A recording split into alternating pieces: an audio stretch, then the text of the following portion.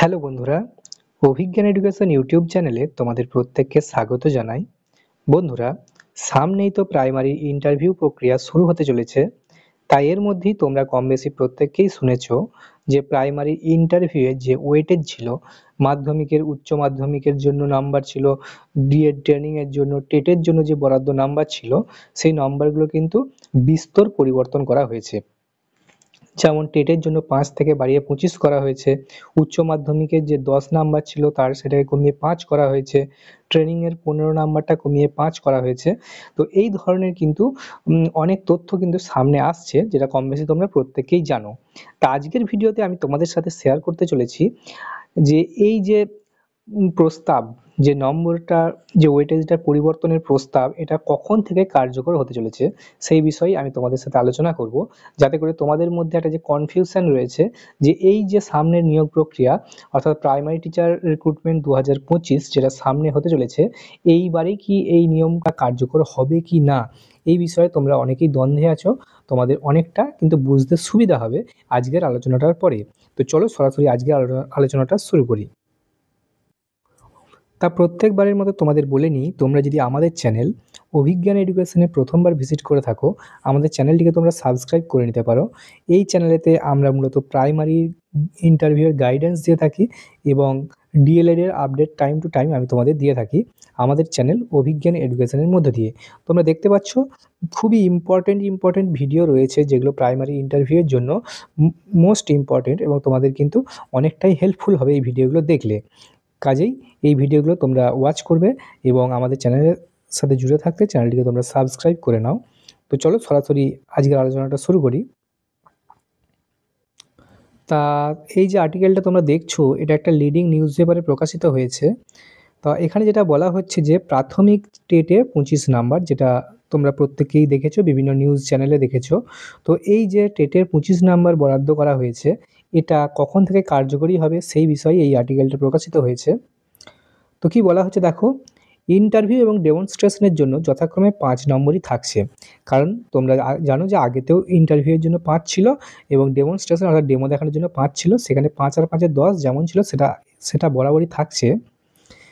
সেই সাথে বলছে, প্রাথমিক শিক্ষা পর্ষদের সভাপতি গৌতম পাল মহাশয় জানান, প্রাইমারি টিচার নিয়োগের একটা খসড়া নিয়োগ বিধি, যেটা এখনও কিন্তু চূড়ান্ত সিদ্ধান্ত হয়নি। সেটা বিভিন্ন নিউজ পোর্টালের মাধ্যমে বিভিন্ন জায়গাতে তোমরা দেখতে পাচ্ছ যে ঘুরপাক খাচ্ছে। তো এটা হচ্ছে জাস্ট একটা প্রস্তাব, এটা কিন্তু এখনও চূড়ান্ত ফাইনালাইজ হয়নি। তো যখন ফাইনাল হবে সেই সংক্রান্ত বিষয়ে একটা অফিসিয়ালি নোটিশ কিন্তু সামনে আসবে। তো সেটাই বলছে, এবং সেই সাথে বলছে যে পড়ুয়া, শিক্ষক ও শিক্ষাবিদদের থেকে মতামত নেওয়া হবে, তারপরই চূড়ান্ত বিধি তৈরি করা হবে। অর্থাৎ এখন যেটা তোমরা দেখছো যে টেটের জন্য ২৫, হ্যাঁ, উচ্চ মাধ্যমিকের জন্য ৫, এগুলো হচ্ছে জাস্ট একটা খসড়া, অর্থাৎ ড্রাফট নিয়োগ বিধি। এটা এখনও কিন্তু চূড়ান্ত বিধি আকারে এটা কিন্তু তৈরি হয়নি। তো শিক্ষক নিয়োগের ক্ষেত্রে টেটের গুরুত্ব সবচেয়ে বেশি, তাই টেটের নম্বর বাড়ানো হয়েছে। অন্যদিকে মাধ্যমিক, উচ্চ মাধ্যমিকের আগের থেকে এখন বেশি নাম্বার ওঠে, আর ডিএলএড যোগ্যতার জন্য রাজ্যে পর্যাপ্ত কলেজ আছে। তাই উচ্চ মাধ্যমিকের নম্বর ও ডিএলএডের নম্বর কমানো হয়েছে। আর সেই সাথে দেখো যেটা বলছে, ১৩,৪২১টি শূন্য পদের জন্য যে বিজ্ঞপ্তি কয়েকদিনের মধ্যেই বেরোবে, তা ২০১৬ নিয়োগ বিধি, অর্থাৎ যে সংশোধিত নিয়োগ বিধি সেই অনুযায়ী হবে, নতুন নিয়োগ বিধি অনুযায়ী হবে না।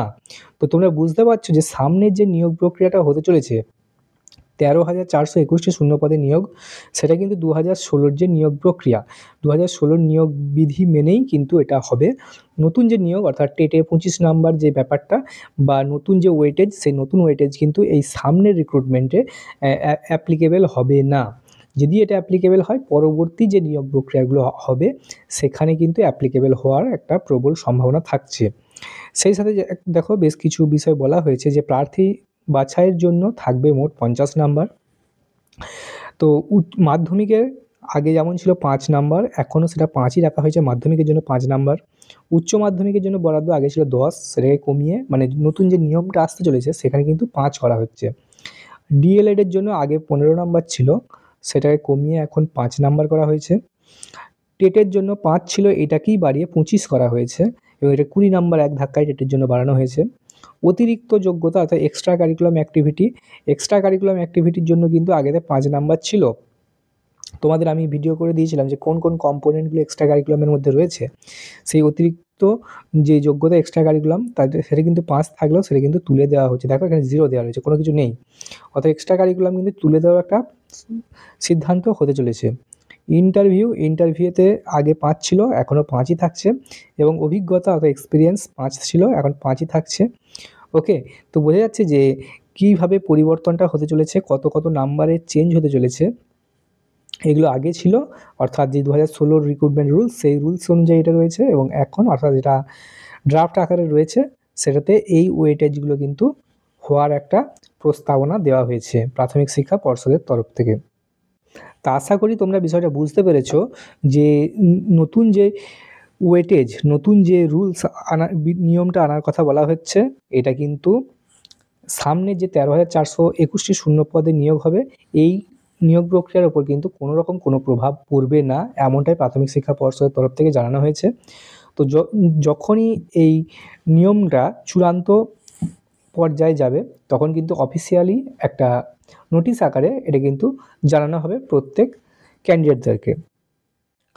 তা যখনই কোনো নোটিশ অফিসিয়ালি ঘোষণা হবে, ডিক্লেয়ার হবে, আমরা আমাদের চ্যানেল অভিজ্ঞান এডুকেশনের মধ্য দিয়ে সেটা তোমাদের কাছে তুলে ধরবো সবার প্রথমে।